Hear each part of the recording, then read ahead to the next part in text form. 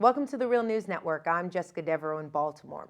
Fracking for natural gas has come under a lot of scrutiny lately. The U.S. is in the middle of fracking boom, with natural gas being touted by the Obama administration as the ideal bridge energy source in order to transition to greener energy. But study after study has linked fracking to air and groundwater pollution, and part of the process has been linked to earthquakes. Now, a court case in Texas is adding to this ongoing saga. Bob and Lisa Parr were awarded $3 million against Aruba Petroleum. The jury found the energy company liable for pain and suffering, both mental and physical, as well as the loss of property value. Joining us now is the plaintiff, Lisa Parr from Decatur, Texas. Thank you for joining us. Thank you. Also, to give us the legal significance of this case is their attorney, Brad Gilde. Thank you for joining us. Thanks for having me. So I want to get a sense of the living conditions that you were dealing with, Lisa. Please paint for our viewers a picture of where your home was located in relation to these fracking wells. Well, we were surrounded by numerous wells, well over 60. But in close proximity, there was one company that was just closer. Okay. The closest well being 791 feet. Okay, and what kind of effect did fracking have on your health? Well, at first, it was flu-like symptoms. It was stomach aches, blinding headaches, dizziness. That led into a rash over my entire body. I had my lymph nodes in my neck were sticking out. They were the size of pecans. There were 4 of them on each side. I started stumbling, stuttering, falling down, losing my balance. My face drew up like I had Bell palsy. During this time, I was going to 8 different specialists who were trying to figure out what was wrong with me. The biggest thing is through this time, we didn't have any wells directly on our property. So we had no idea the link it had on our health effects. And you also have a daughter, an 11-year-old daughter. Is that right, Lisa? What kind of effect did it have on her health?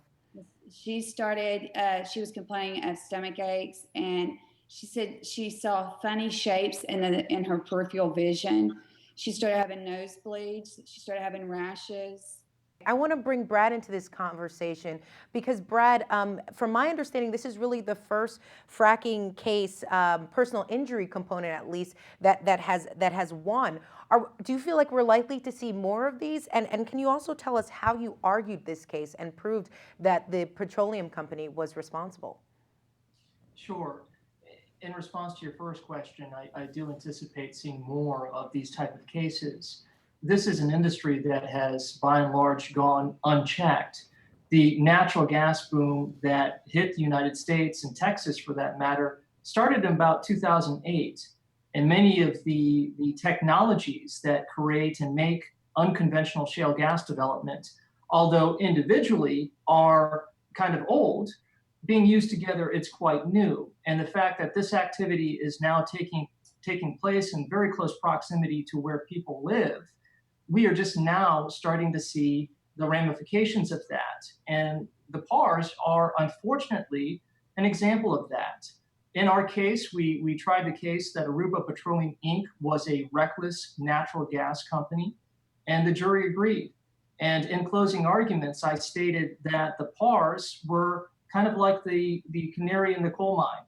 They were the testing ground for these types of emissions and health effects, and it's a tragic circumstance that they had to go through that. But I think their case and certainly their verdict echoes what a lot of people have experienced throughout the country related to their health effects living in close proximity to this type of activity. But Brad, some people would be surprised to know that fracking is not covered under the EPA's Clean and Air Act or Safe Drinking Water Act. Were you surprised by this? Well, yes and no. I'm surprised that there is so little regulation on this industry. In fact, in Texas, because of the number of natural gas operators and the fact that all of this activity is quite new, it's just too large for the administration to handle.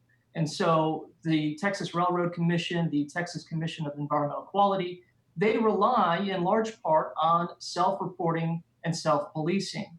And of course, when you have that, and you have an industry that's interested in producing gas, but also doing so at a profit, there are going to be mishaps. And in this case, we had a number of those mishaps with Aruba Petroleum Inc. And unfortunately, they affected the Parrs and quite significantly. And really, you mentioned this, Brad. Texas is sort of the heartland for the energy industry.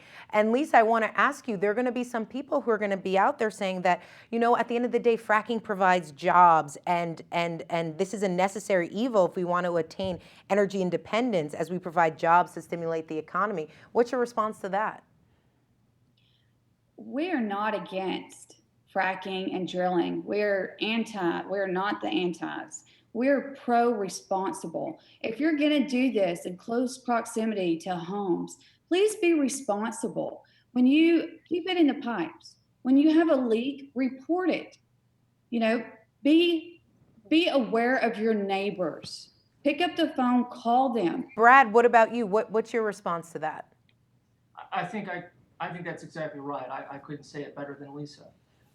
You know, this is an industry, and specifically with respect to Aruba Petroleum Inc., they buried their head in the sand. They would not pick up the phone. The Parrs made a number of complaints, and Aruba gave them no attention. And so I think because of this type of practice, the unconventional shale gas development taking place in close proximity to where people live, you have to know your neighbor, and you have to respect your neighbor, and you have to pick up the phone. And in this case, Aruba Petroleum Inc. did none of that. And it's likely they're going to be appealing this decision. What's going to be your next move then, Brad? Well, we're going to challenge the appeal. You know, I think they have a right to appeal, but there are no points of error that I can see in this case. Aruba Petroleum Inc. in the trial basically got every ruling that it wanted. It got the jury that it wanted. And you know, the fact that the jury came back and found intentional nuisance is a reflection that the jury was upset with Aruba Petroleum Inc.'s actions. And I think the verdict is sound and based on an application of the facts to the charge, and we think it's going to stand up. Lisa, I'll let you have the final word. What advice would you give those who know that they live in areas where there is a lot of fracking going on? The biggest problem is the doctors don't recognize what's going on. And my doctors told me to start writing things down. If they couldn't figure out what was wrong with me, my husband was sick as well, my daughter was sick. They knew it was something environmental. And so I started keeping a journal, and I wrote how we were feeling, what we seen going on in the area. And that was I think a wonderful document in this case for the doctors as well as our lawsuit. So be aware of what's going on around you. If you see something going on and smell these sweet benzene type smells, report it and get some attention drawn to it. All right, Lisa Parr as well as Brad Gilde, thank you both for joining us. Thank you so much. Thank you. And thank you for joining us on the Real News Network.